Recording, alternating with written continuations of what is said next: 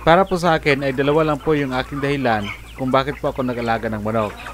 Una, yung personal consumption. Kung napapansin po ninyo, kung bumili tayo ng ulam doon sa labas, ang per serve po nila ay nasa 50 to 60 pesos siya. Kung tayo naman ay 3 times a day tayong kumakain sa loob ng isang araw, so in a day ay pwede tayong gumagastos sa ating ulam ng 150 pesos if doon tayo sa labas bibili ng ating ulam.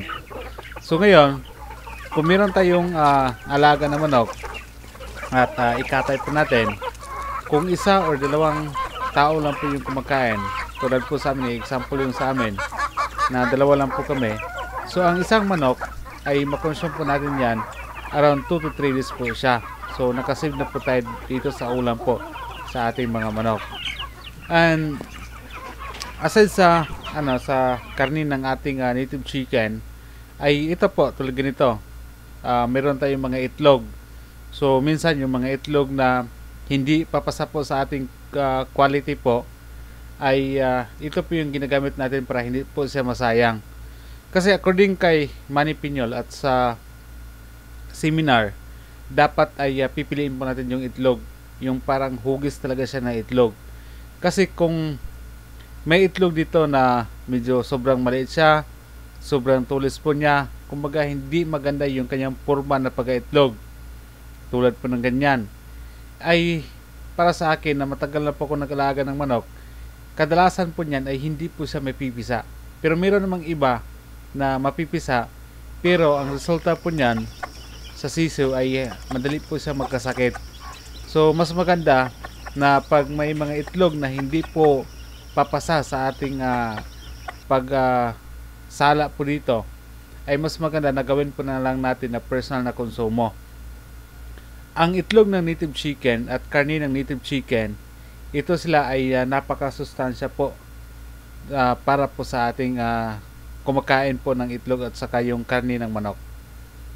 Ang pangalawang dahilan, ayun po yung extra income. Sa panahon ngayon na medyo mahal yung mga bilihin ngayong panahon, ay kailangan po natin ng extra income. Ang napili ko na gawing extra income ay yung pagmamanok lang. Tulad po sa atin na naglaga po tayo ng native chicken. Ang native chicken kasi, para sa aking sarili lang, para sa aking opinion, ay madali lang po siyang alagaan. Kasi nga, sanay po sila na naka-free range po yung mga native chicken, at sanay din po sila na kahit mga organic lang po yung ipapakain po natin sa kanila, or kung mga tira-tira mga kanin or kung ano man dyan, ay hindi po sila na pumipili po sa pagkain ng ating mga native chicken. Ang isa din po na maganda na gawing extra income itong native chicken sa ngayon, dahil ito sila na klase ng manok ang pinaka-in-demand. Para sa aking experience sa ngayon, dati ang dami ko pang manok pero ngayon konti na lang sila. So hindi po ibig sabihin na namamatay po yung ating mga manok. Ang ibig pong sabihin ngayon ay halos lahat ay naibenta ko na. Sisiw pa lang yung ating mga sampin at saka basilan, kasi yun po yung mga alaga ko sa ngayon, ay talagang marami nang nagpa-reserve. Marami nang gustong bumili sa ating mga native chicken. So ako ngayon, kahit may trabaho pa rin tayo, ay kaya po natin na mag-alaga pa rin po ng ating mga native chicken. Dahil nga, madali lang siyang i-manage. Una-una, kung wala tayong pera, pambili po ng incubator, yung ating native chicken ay kaya po nilang maglimlim.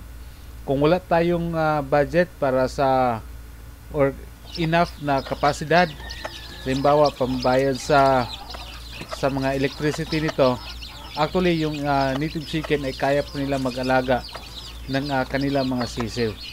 So mas madaling i-manage yung ating native chicken.